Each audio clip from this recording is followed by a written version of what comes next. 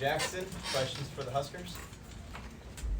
Merritt, Stanford goes to 8-0 run on that second set, goes in front there. What's the mentality to get back in front and kind of regroup after that?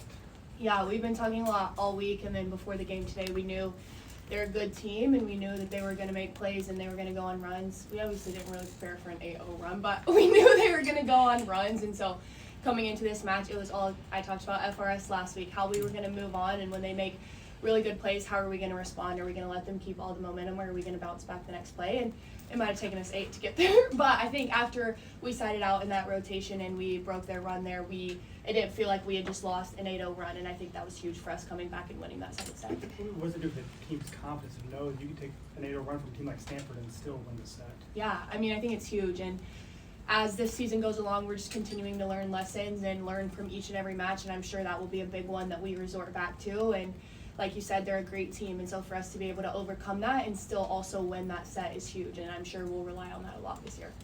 From the outside, it kind of looked like you guys controlled the whole game. It was pretty dominant. Did it feel that dominant while you were on the floor? Yeah, it did, the whole game. I mean, Jalen gave us a great game plan, and it was pretty spot on, and so we were very, very prepared.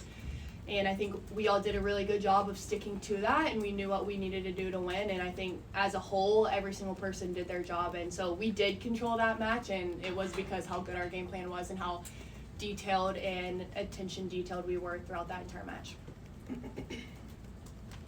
What were some of the specific things to Stanford that you needed to do to win that matchup? Yeah, I mean, certain things about how we were going to defend each player. I won't give those secrets away though, but we knew that their outsides score a lot of points, and so slowing down their outsides was a really, really big thing for us. And we also knew that they serve really, really aggressively, and so A, we wanted to do that to them, but also B, we wanted to side out really quickly because like we clearly know they can go on runs, and that's normally what they do to teams. So for us, it was siding out quickly, but also putting the same service pressure on them that they see in their gym every single day. Andy, how would you evaluate the blocking effort tonight? I mean, I would say pretty good. I think that overall as a team, we blocked really, really well, and not even like stuff blocks in a sense, but more just touches. I think like one of our things was just go out early and touch a lot of balls and like get on their attackers early, because as an attacker, it's very defeating having someone touch a lot of your attacks, and so we knew that if we went out early, we could slow them down early, then it would really slow down their offense. So I think overall as a group, just an amazing job and an amazing effort block-wise.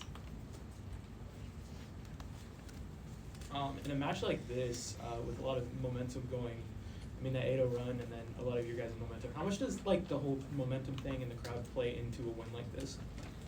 Yeah, it's huge. I mean, Devaney's been awesome this entire year, and they've been really, really into it and really loud when they need them, when we need them to be loud. So I mean, I give a ton of credit to Devaney and the crowd, like you said. But I mean, at the end of the day, volleyball's a game of momentum, and it's how fast can you regain it. And so it's great for us to play these big matches at home, but it'll be a good test for us on Sunday to see if we can do it in an environment where we don't have the crowd and we don't have the momentum. So I think it'll be a good test for us. But I mean, volleyball's a game of mistakes and momentum, so it's huge. Bergen talked about heading into the week, kind of feels like a Final Four week. What do you think you guys proved tonight? I mean, that we're a Final Four team. I think, like we said, that we're just learning each and every match, and I think for us it was like we can go out there, we can stick to a game plan, and we can execute. And so for us, I mean, I'm sure this will be a huge confidence boost, but I mean, we have another Final Four match on Sunday, so we also can't get cocky and let it get to our head and think we're just going to walk into Louisville and roll them. So it'll be back to work tomorrow and figure out what we have to do to beat Louisville. And with that Louisville match, it's going to be the same crowd environment, but reversed. It'll be against you. Mm-hmm. Big challenge, and kind of for the both of you. How do you play through those instances where you've got a large crowd going, instead of going for you, going against you? I think Louisville is a very good team, and they're gonna test us not only volleyball wise, but I think our team culture. And like you said, obviously we're gonna go there and not have the momentum in our favor in a sense. So it'll be a really good test for our team to come together, because when you're in those big environments and you don't have the fan base, it really just tests your team and how well you can lean on each other and just come together, because you're not going to have the Bob with 8,000 people cheering you on. Andy, you mentioned the block touches, but you guys probably didn't envision holding Stanford to 100 hitting percentage, did you? No, we did. It was our goal. I'm sorry, it was our goal. Like, it's an incredible number, and like we train really, really hard, and so, I mean, that's what we trained to do.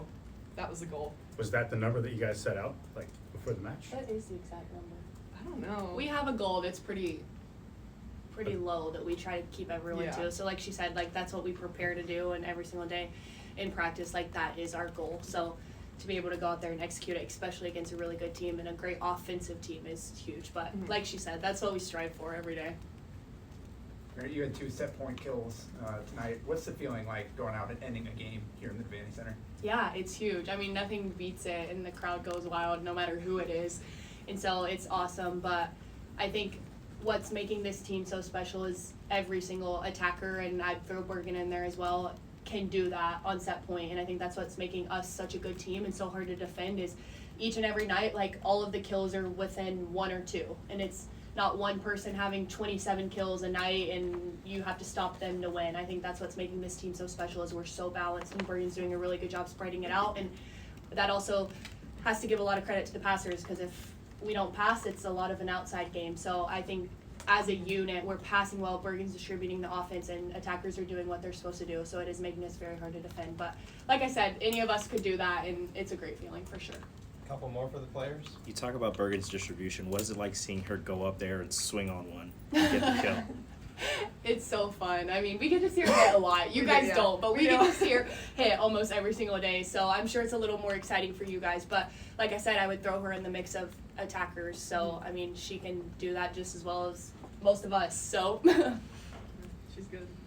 Andi, you had a chance to talk to your coach, your club coach here this week too. Yeah. How much did that put you in the right headspace and kind of put you in a good spot? So Trisha Kroll, she's here. She was my club director in Colorado, and she actually surprised me at Huddle last night. So we went and did an interview together, and I think it was super helpful. We went to breakfast this morning. I just got a life debrief with her, and I think just all the wisdom that she has to offer is huge, and she's a huge reason for the mental toughness that I have, and she's helped me a lot with not only the volleyball side of things, but with my mental side of things, like from a volleyball perspective, because I would argue that like volleyball is 80% mental, and so I just have to give all the credit to her, because without her, I wouldn't be the player that I am or the person that I am. And so getting to talk to her this morning, it was just so relieving. It makes you feel so free and confident, and she just has so much wisdom, so I would say she played a huge role in it. All right, thank you everyone. Thank you.